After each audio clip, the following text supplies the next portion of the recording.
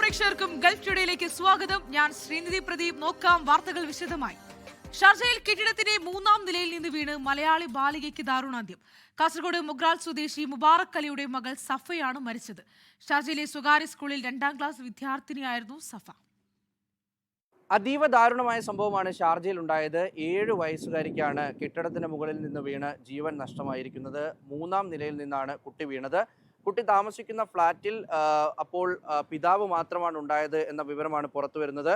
കാസർഗോഡ് മൊഗ്രാൽ സ്വദേശി മുബാറക് അലിയുടെ മകൾ സഫ ആണ് മരിച്ചത്. ഈ സഫയും മുബാറക് അലിയും മാത്രമായിരുന്നു ആ സമയത്ത് വീട്ടിലുണ്ടായിരുന്നത്. അതിനുശേഷം മാതാവ് ജോലിയിലായിരുന്നു. ഈ കുട്ടി അവിടെ കളിച്ചുകൊണ്ടിരിക്കുകയായിരുന്നു.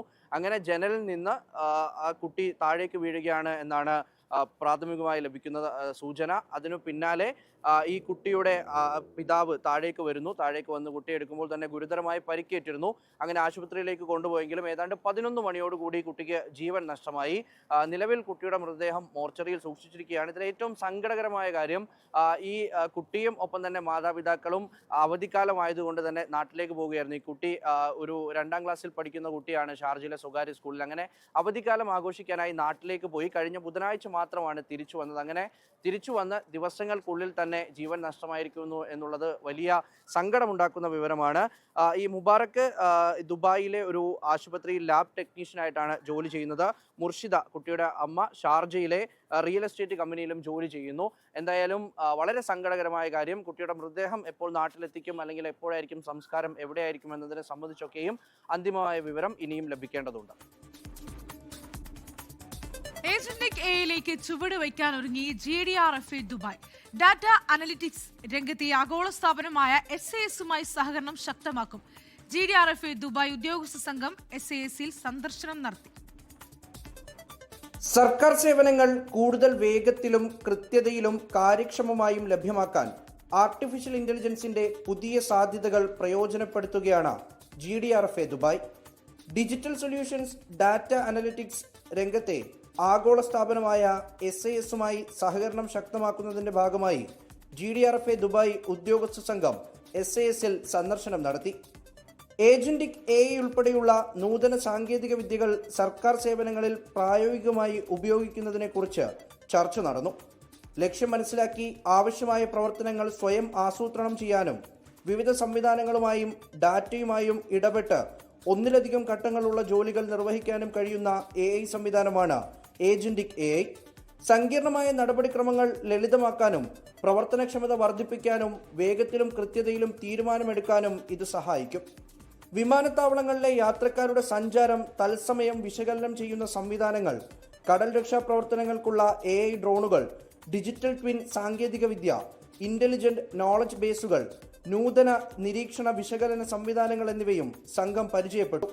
അതിർത്തി നിയന്ത്രണം കാര്യക്ഷമമാക്കുന്നതിനും യാത്രക്കാരുടെ നീക്കം സുഗമമാക്കുന്നതിനുമുള്ള ഇവയുടെ സാധ്യതകളും പരിശോധിച്ചിട്ടുണ്ട്.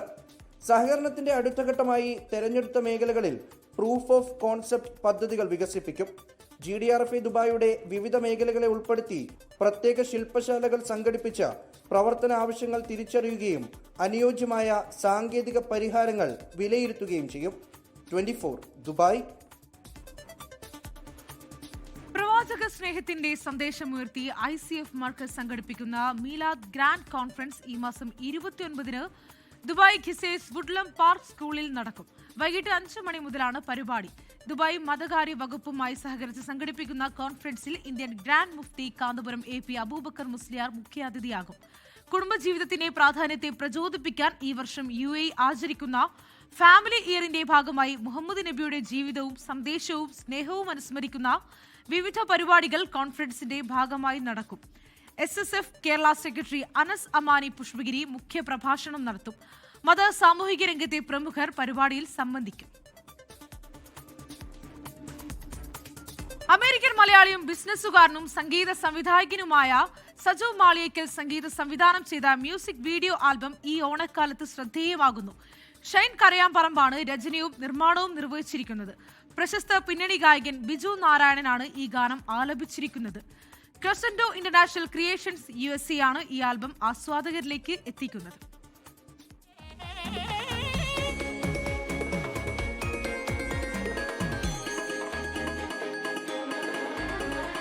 ഓണപ്പാട്ടും ചെല്ലക്കാറ്റും ചൂളമടിച്ചേ പുലരിപ്പൂക്കൾ തൊടികൾ നിറയെ ആടിയുലഞ്ഞേ ഓണപ്പാട്ടും ചെല്ലക്കാറ്റും ചൂളമടിച്ചേ പുലരിപ്പൂക്കൾ തൊടികൾ നിറയെ ആടിയുലഞ്ഞേ ഒരു നാൾ നിറയെ കരുതീ പൂക്കൾ വഴിയോ വഴിയിൽ വിതറി ഞങ്ങൾ ഒരു പൊൻതേരിൽ വരുമീ മന്നൻ മിഴിയോ മിഴിയിൽ കരുതീ സ്നേഹം മാനവ സുന്ദരകാലം സുന്ദരമാണീ നേരം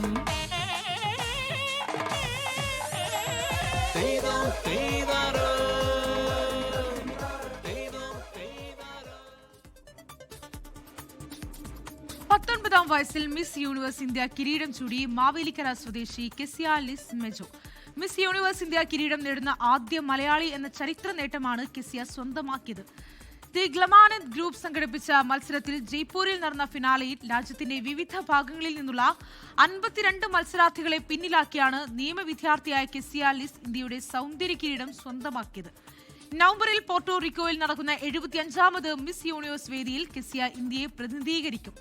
മത്സരത്തിൽ തമിഴ്നാടിന്റെ വൈഷ്ണവി ഗണേഷ് ഒന്നാം റണ്ണറപ്പായും ഗുജറാത്തിന്റെ അനുശ്രീ രണ്ടാം റണ്ണറപ്പായും തിരഞ്ഞെടുക്കപ്പെട്ടു. നടിയും മോഡലുമായ Archana Ravi best Miss Universe state director Kerala പുരസ്കാരത്തിന് അർഹയായി. ഇനി കാണാം ഓണവിശേഷങ്ങൾ.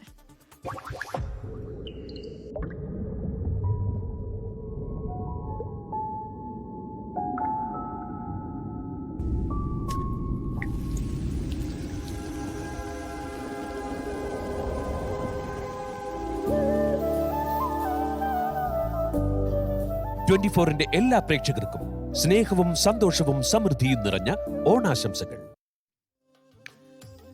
സംസ്ഥാന സർക്കാരിന്റെ ഓണം വാരാഘോഷത്തിന് തിരുവനന്തപുരത്ത് വർണ്ണാഭമായ തുടക്കം. മുഖ്യമന്ത്രി വി ഡി സതീശൻ ആഘോഷങ്ങളുടെ ഉദ്ഘാടനം നിർവഹിച്ചു.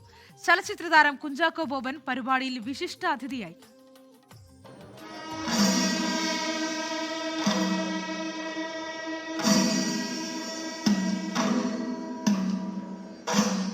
ഇനിയുള്ള 7 നാൾ തലസ്ഥാനം ആഘോഷത്തിമിർപ്പിൽ. ഇനിയെന്നും പൂക്കാലം എന്ന പേരിൽ 35 വേദികളിലായി എത്തുക 1000-ലധികം കലാകാരന്മാർ. തിരുവനന്തപുരത്തിന് വിപുലമായ പദ്ധതി ഉടനെന്ന് ഉദ്ഘാടന പ്രസംഗത്തിൽ മുഖ്യമന്ത്രിയുടെ പ്രഖ്യാപനം. എല്ലാവരുടെയും പങ്കാളിത്തത്തോടു കൂടി തിരുവനന്തപുരത്തും ഒരു പ്രധാനപ്പെട്ട പദ്ധതി, അത് സസ്പെൻസിൽ കിടക്കട്ടെ, ഒരു പ്രധാനപ്പെട്ട പദ്ധതി സമീപകാലത്ത് ഞങ്ങൾ പ്രഖ്യാപിക്കും. ആഭ്യന്തര വകുപ്പിന്റെ തുഫാൻ ദ നാർക്കോ ഹണ്ടിനെ പ്രശംസിച്ച് കുഞ്ചാക്കോ ബോബൻ. ടൂറിസം എവിടെയുണ്ടോ അവിടെ ലഹരിയുടെ ഒരു ആധിക്യം ഉണ്ടാവാനുള്ള സാധ്യത വളരെ കൂടുതലാണ്. യുവതലമുറയെ ലഹരിയുടെ അടിമത്തത്തിലേക്ക് അവരെ വീഴുമ്പോൾ ഏതെല്ലാം രീതിയിൽ അവരെ നല്ല ജീവിതത്തിലേക്ക് കൊണ്ടുവരാൻ സാധിക്കും എന്നുള്ളതിൻ്റെ ഒരു ഉത്തമ ഉദാഹരണം കൂടിയാണ് തൂഫാൻ പദ്ധതി. കാണികളുടെ മനസ്സു നിറച്ച് പത്മഭൂഷൺ ശോഭനയും സംഘവും.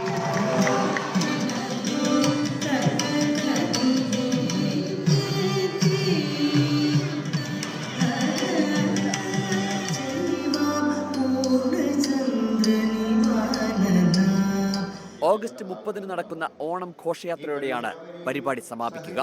തനത് കലാരൂപങ്ങളും സംഗീത ദൃശ്യവിരുന്നുകളും ആയോധന കലാപ്രകടനങ്ങളും ഒരാഴ്ചക്കാലം പരിപാടിയുടെ മാറ്റുകൂട്ടും. 24 Thiruvananthapuram.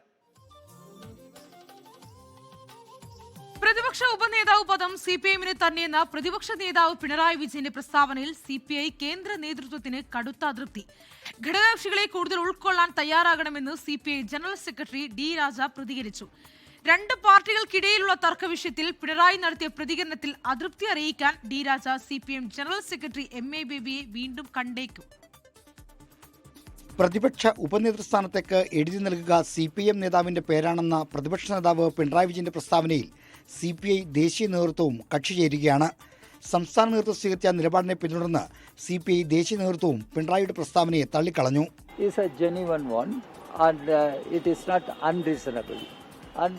Pinarayi Vijayan, being a senior leader of the entire left movement in India, must be more accommodative. That can strengthen further the LDF, and it will send a message not only in Kerala across the country. പ്രതിപക്ഷ ഉപനേതൃസ്ഥാനം വേണമെന്ന ആവശ്യം CPIM നിരാകരിച്ചപ്പോൾ തന്നെ party ദേശീയ നേതൃത്വം വഴി CPI ഇടപെടൽ നടത്തിയിരുന്നു.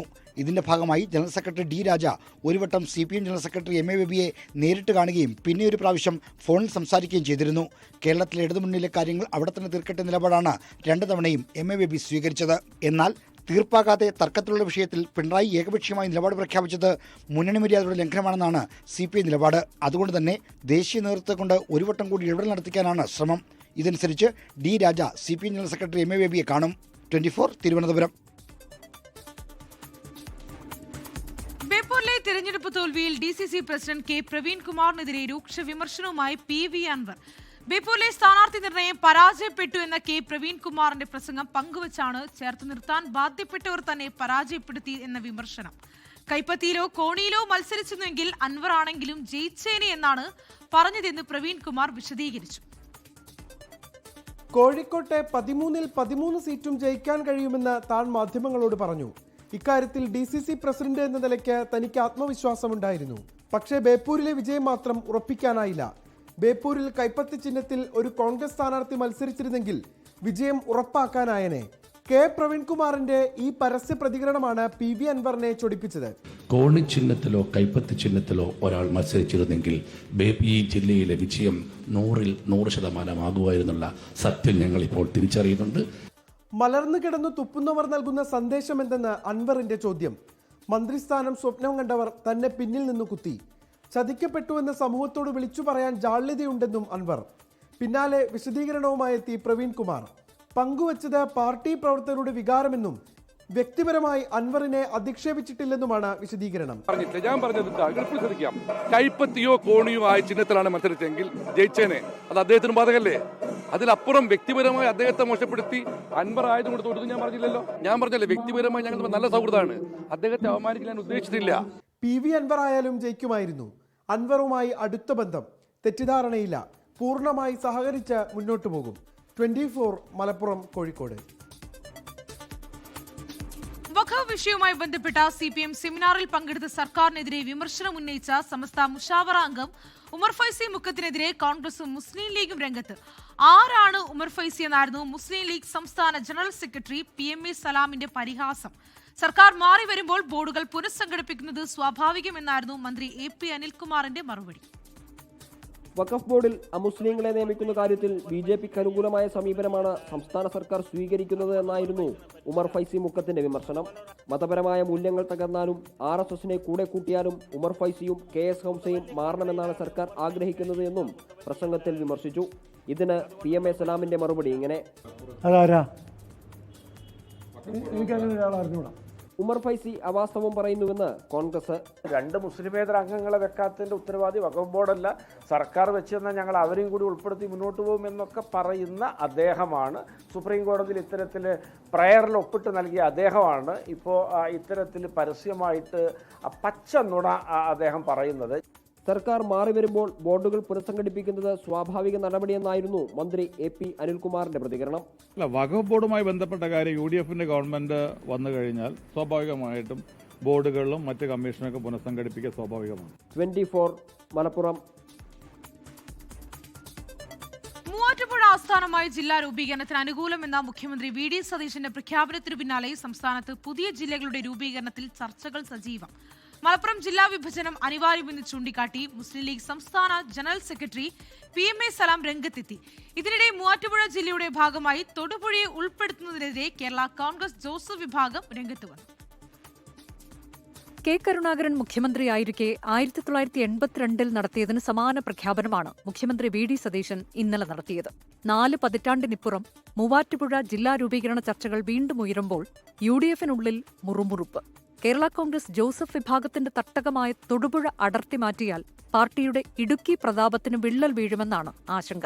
വിഷയം മുന്നണി വിശദമായി ചർച്ച ചെയ്യണമെന്നാണ് ആവശ്യം. എന്നാൽ നിലവിലെ രാഷ്ട്രീയ സാഹചര്യം മൂവാറ്റുപുഴ ആസ്ഥാനമായ ജില്ലയ്ക്ക് അനുകൂലമെന്ന് സ്ഥലം MLA മാത്യു കുഴൽനാടൻ. അല്ല, അത് ചിലപ്പോൾ ഇന്നത്തെ കാലഘട്ടം അനുസരിച്ച് അതിൽ ചില ഭേദഗതികളോ ചില കൂട്ടിച്ചേർക്കലുകളോ ഒഴിവാക്കലുകളോ ഒക്കെ വേണ്ടി വന്നേക്കാം. കാരണം ഇപ്പോൾ ഒത്തിരി കാലം മാറിയില്ലേ. 10-30 വർഷങ്ങൾക്ക് മുമ്പുള്ള ഒരു പ്രപ്പോസൽ, അല്ലെങ്കിൽ 25 വർഷം മുമ്പുള്ള പ്രപ്പോസൽ എന്ന് പറയുമ്പോൾ അതിൻ്റേതായ പക്ഷേ ഭേദഗതികളോടുകൂടി അതിൻ്റെ ഒരു more or less in principle അത് നിന്നുകൊണ്ട് ചെയ്യാൻ പറ്റുമെന്നാണ് പ്രതീക്ഷിക്കുന്നത്. ജില്ലാ രൂപീകരണത്തിനെതിരെയാണ് NDA നിലപാട്. ഇതിനിടെ മലപ്പുറം ജില്ലാ വിഭജന ആവശ്യമുയർത്തി മുസ്ലിം ലീഗ് രംഗത്തെത്തി. 45 ലക്ഷം ജനസംഖ്യയുള്ള മലപ്പുറത്തിനും 15 ലക്ഷം മാത്രം ജനസംഖ്യയുള്ള മറ്റു ജില്ലകൾക്കും ഒരേ വിഭവ വിഹിതം കിട്ടുന്നത് അനീതിയെന്നാണ് വാദം. 45 ലക്ഷം ജനങ്ങളുള്ള മലപ്പുറം ജില്ലയുണ്ട്. 10-15 ലക്ഷം ജനങ്ങൾ താമസിക്കുന്ന മറ്റു ജില്ലകളുണ്ട്. ഈ ജില്ലകൾക്കൊക്കെ വിഭവ വിതരണവും വിഭവ വിനിമയവും ക്ഷേമ പദ്ധതികളും വികസന പ്രവർത്തനങ്ങളൊക്കെ ഏതാണ്ട് തുല്യമായിട്ടാണ് പോകുന്നത്. അത് അനീതിയാണ്. ഓരോ വ്യക്തിക്കും അവൻ്റേതായ വിഹിതം കിട്ടണം. പാലക്കാട് വിഭജിച്ച് ഷൊർണൂർ ജില്ല, കോഴിക്കോട്ടെ വടകര, നാദാപുരം, കുറ്റ്യാടി, പേരാമ്പ്ര ഭാഗങ്ങൾ ചേർത്ത് പുതിയ ജില്ല, തിരുവനന്തപുരത്ത് നെയ്യാറ്റിൻകര, കാട്ടാക്കട താലൂക്കുകൾ ഉൾപ്പെടുന്ന ജില്ലയ്ക്കായും ആവശ്യമുയരുന്നുണ്ട്. 24 കൊച്ചി, മലപ്പുറം. കേന്ദ്ര സർക്കാരിനെതിരെ വീണ്ടും പ്രതിഷേധവുമായി cockroach Janata party. September 5 Delhi police ആസ്ഥാനത്തേക്ക് മാർച്ച് നടത്തും. അതിനിടെ വ്യാഴാഴ്ച പ്രധാനമന്ത്രി നരേന്ദ്രമോദി രാജ്യത്തെ യുവാക്കളെ അഭിസംബോധന ചെയ്യും. മന്ത്രിലെ പ്രതിഷേധം അവസാനിപ്പിക്കാൻ കേന്ദ്ര സർക്കാർ നൽകിയ വാഗ്ദാനങ്ങൾ പാലിച്ചില്ലെന്ന് കാട്ടിയാണ് CJP പുതിയ പ്രതിഷേധം പ്രഖ്യാപിച്ചത്. ഡൽഹി പോലീസ് ആസ്ഥാനത്തേക്കുള്ള മാർച്ച് ഇന്ത്യ ഗേറ്റിൽ നിന്ന് ആരംഭിക്കും. ജീവനൊടുക്കിയ നീറ്റ് പരീക്ഷാർത്ഥികളുടെ കുടുംബങ്ങളും പോലീസ് അതിക്രമങ്ങൾക്ക് ഇരയായവരും മാർച്ചിൽ അണിചേരും. ദേശീയ പ്രവർത്തക സമിതി യോഗത്തിലാണ് തീരുമാനം. യുവതലമുറയെ സർക്കാർ വഞ്ചിച്ചെന്നും CJP. ഇതിനു പുറമെ സർക്കാർ സ്കൂളുകളിലെ അടിസ്ഥാന സൗകര്യമില്ലായ്മ ചൂണ്ടിക്കാട്ടി സംസ്ഥാന വിദ്യാഭ്യാസ മന്ത്രിമാർക്ക് CJP കത്തയച്ചു. സ്കൂളുകളിലെ ഫണ്ട് വിനിയോഗവും അടിസ്ഥാന സൗകര്യങ്ങളെക്കുറിച്ചുള്ള വിവരങ്ങളും പുറത്തുവിടണമെന്നും കത്തിൽ ആവശ്യപ്പെടുന്നു. ദേശീയ കായിക ദിനാഘോഷത്തിന്റെ ഭാഗമായാണ് പ്രധാനമന്ത്രി നരേന്ദ്രമോദി യുവാക്കളെ അഭിസംബോധന ചെയ്യുന്നത്. ഖേലോ ഇന്ത്യ സംവാദിൽ കായിക താരങ്ങളും പങ്കെടുക്കും. രാജ്യത്തെ 1500-ലധികം വേദികളിൽ പരിപാടി സംഘടിപ്പിക്കും. 24 ഡൽഹി. പാർലമെന്റിന്റെ വർഷകാല സമ്മേളനം അനിശ്ചിതകാലത്തേക്ക് പിരിഞ്ഞിട്ടും നടപടിക്രമങ്ങൾ ഔദ്യോഗികമായി അവസാനിപ്പിക്കാത്തതിൽ വിമർശനവുമായി പ്രതിപക്ഷം. മണ്ഡല പുനർനിർണയ ബിൽ കൊണ്ടുവരാൻ നീക്കമെന്നാണ് കോൺഗ്രസിന്റെ ആരോപണം. മൂന്നിൽ രണ്ട് ഭൂരിപക്ഷം നേടി സമ്മേളനം വീണ്ടും ചേരാനാണോ ഇതെന്നാണ് പ്രതിപക്ഷത്തിന്റെ സംശയം. പാർലമെന്റിന്റെ വർഷകാല സമ്മേളനം അനിശ്ചിതകാലത്തേക്ക് പിരിഞ്ഞ് 10 ദിവസം പിന്നിട്ടു. എന്നിട്ടും നടപടികൾ ഔദ്യോഗികമായി അവസാനിപ്പിക്കാത്തതാണ് അഭ്യൂഹങ്ങൾക്കിടയാക്കുന്നത്. സാധാരണ അനിശ്ചിതകാലത്തേക്ക് പിരിഞ്ഞാൽ ദിവസങ്ങൾക്കുള്ളിൽ സമ്മേളനം അവസാനിപ്പിച്ചതായി രാഷ്ട്രപതി ഔദ്യോഗിക അറിയിപ്പ് പുറപ്പെടുവിക്കും. ഈ നടപടികൾ പൂർത്തിയാക്കാത്തത് ചൂണ്ടിക്കാട്ടിയാണ് പ്രതിപക്ഷത്തിന്റെ സംശയം. മണ്ഡല പുനർനിർണയത്തിനാവശ്യമായ ഭരണഘടനാ ഭേദഗതി ചെയ്യുന്നതിനായാണോ സമ്മേളനം അവസാനിപ്പിച്ചതായി പ്രഖ്യാപിക്കാത്തതെന്ന് AICC general secretary Jairam Ramesh ചോദിച്ചു. ദക്ഷിണേന്ത്യൻ സംസ്ഥാനങ്ങളുടെ പ്രാതിനിധ്യം കുറയുമെന്ന ആശങ്കകൾ നിലനിൽക്കെ അണിയറയിൽ ചർച്ചകൾ പുരോഗമിക്കുന്നുവെന്നാണ് സൂചന. 24 ഡൽഹി. വമ്പൻ പ്രഖ്യാപനങ്ങളുമായി തമിഴ്നാട്ടിലെ ജോസഫ് വിജയ് സർക്കാർ പ്രതിവർഷം 3 ഗ്യാസ് സിലിണ്ടറുകൾ സൗജന്യമായി നൽകും. സ്ത്രീകൾക്കുള്ള സൗജന്യ യാത്രാ പദ്ധതിയായ വിട്രി പയണം വിപുലീകരിച്ചതായും മുഖ്യമന്ത്രി ജോസഫ് വിജയ് നിയമസഭയിൽ പ്രഖ്യാപിച്ചു. തമിഴക വെற்றிക്കഴകത്തിന്റെ തിരഞ്ഞെടുപ്പ് വാഗ്ദാനങ്ങളിൽ പ്രധാനപ്പെട്ട 3 കാര്യങ്ങളാണ് ഇന്ന് സർക്കാർ പ്രഖ്യാപിച്ചത്. 2.5 ലക്ഷം രൂപയിൽ താഴെ വാർഷിക വരുമാനമുള്ള കുടുംബത്തിനാണ് 3 സിലിണ്ടറുകൾ നൽകുക. പദ്ധതി അടുത്ത പൊങ്കൽ മുതൽ ആരംഭിക്കും. எனவே குடும்பத் தலைவிகள் பயன்பெறும் வகையில் முதல் கட்டமாக அன்னபூர்ணி சூப்பர் 6 திட்டத்தில் ஆண்டிற்கு 3 വിലയില്ലാ എരിവായു സിലിണ്ടറുകൾ വഴങ്ങപ്പെടും. സ്ത്രീകൾക്കുള്ള സൗജന്യയാത്രാ പദ്ധതി വിപുലീകരിച്ചു. പ്രത്യേക ബസ്സുകളിൽ മാത്രമുണ്ടായിരുന്ന സൗജന്യയാത്ര ഡീലക്സ് എക്സ്പ്രസ് ബസ്സുകളിലേക്ക് കൂടിയാണ് വ്യാപിപ്പിച്ചത്. നഗരപ്രദേശങ്ങളിലാണ് ആദ്യഘട്ടത്തിൽ സൗജന്യം ലഭിക്കുക.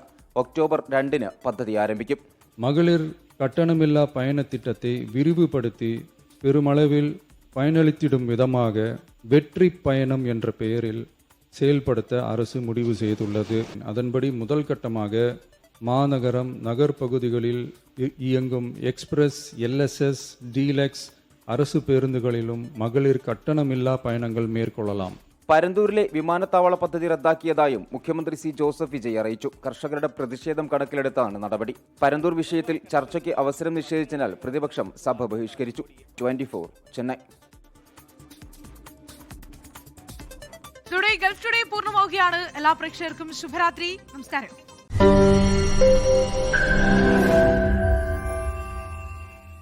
ലോകത്തെവിടെയായാലും ഏത് സമയത്തും 24 വാർത്തകളും ഓഗ്മെന്റഡ് റിയാലിറ്റി പാക്കേജുകളും എക്സ്പ്ലെയിനറുകളും വിശദമായി കാണാൻ ഞങ്ങളുടെ യൂട്യൂബ് ചാനൽ നിങ്ങൾക്ക് സബ്സ്ക്രൈബ് ചെയ്യാം.